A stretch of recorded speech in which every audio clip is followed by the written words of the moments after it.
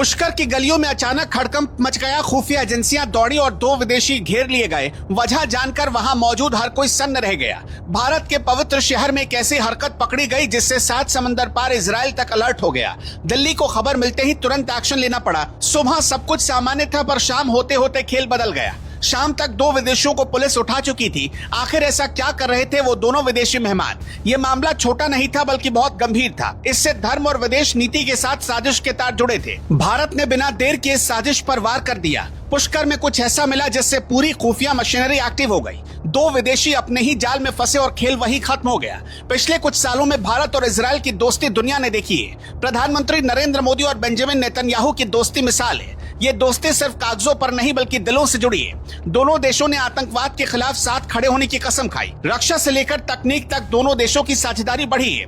Israel के लोग भारत को अपना सबसे भरोसेमंद दोस्त मानते हैं, लेकिन शायद यही गहरी दोस्ती कुछ ताकतों को चुमने लगी है। इसी कड़वाहट में भारत के पवित्र तीर्थ पुष्कर को चुना गया। पुष्कर की शांत गलियों में 2 विदेशी चेहरे नफरत लेकर आए। मासूम टूरिस्ट बनकर आए। ये लोग ब्रिटिश नागरिक निकले। ये दरअसल इजराइल और यहूदियों के खिलाफ जहर फैलाने निकले थे। इन्होंने फ्री फिलिस्तीन और बॉयकॉट इजराइल के पोस्टर चिपकाए। इजरायली झंडों का अपमान करने की कोशिश की। इन्होंने हिटलर के नाजी सिंबल को स्वास्तिक बताकर भ्रम फैलाया। ये हिंदू प्रतीकों को बदनाम करने की एक घटिया कोशिश थी। यानी ये सिर्फ इजराइल विरोध नहीं बल्कि भारत के खिलाफ भी था। ये भारत की धार्मिक भावनाओं को भड़काने की ऐसी सोची समझी चाल थी। इन्हें लगा कि पश्चिमी देशों की तरह यहाँ भी मनमानी कर लेंगे। वो सोच रहे थे कि ऐसा करके वो आसानी से बच निकलेंगे, मगर ये भूल गए कि ये नया भारत है जहाँ कानून सोता नहीं है। जैसे ही अजमेर की एजेंसियों को इस बात की खबर मिली, तुरंत कार्रवाई शुरू हुई। पुलिस मौके पर पहुंच गई। दोनों विदेशियों को रंगे हाथों पकड़ लिया गया। उनसे कड़ी पूछताछ की गई और उनका एजेंडा सामने आ गया। साफ कह दिया गया कि भारत की धरती पर नफरत की जगह नहीं है। कानून के मुताबिक उन्हें तुरंत देश छोड़ने का नोटिस थमा दिया गया, यानी सीधा इलाज करते उन्हें बाहर का रास्ता दिखा दिया गया। जब ये खबर इजराइल तक पहुंची तो वहां के लोगों ने खुशी जताई। इजराइल के लोगों ने खुलकर भारत को धन्यवाद कहा। सोशल मीडिया पर भारत की तारीफों की बाढ़ आ गई। कई यहूदियों ने लिखा कि दुनिया में भारत सबसे सुरक्षित देश है। यहाँ यहूदी समुदाय सदियों से बहुत सम्मान के साथ रहता आया है। पुष्कर उनके लिए एक आध्यात्मिक सुकून की खास जगह है।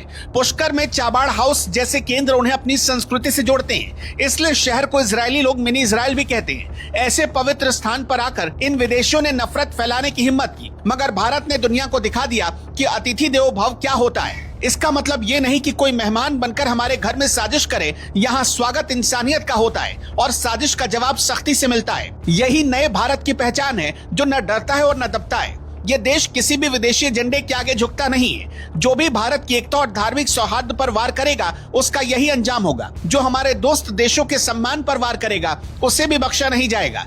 इसलिए ये सिर्फ 2 विदेशियों की गिरफ्तारी की कहानी नहीं है, ये पूरी दुनिया के लिए एक बहुत बड़ा और कड़ा संदेश है। भारत अपने दोस्तों के साथ हमेशा चट्टान की तरह खड़ा रहता है। दुश्मनों को उसी वक्त करारा जवाब देना भारत बखूबी जानता है, क्योंकि ये नया भारत है जो कभी झुकता नहीं है। ये भारत किसी से डरता भी नहीं है और फैसले लेने में देर भी नहीं करता। नफरत फैलाने वालों का यही हश्र होगा जो पुष्कर में हुआ। इस कार्रवाई ने साबित कर दिया कि भारत की सुरक्षा सर्वोपरि है।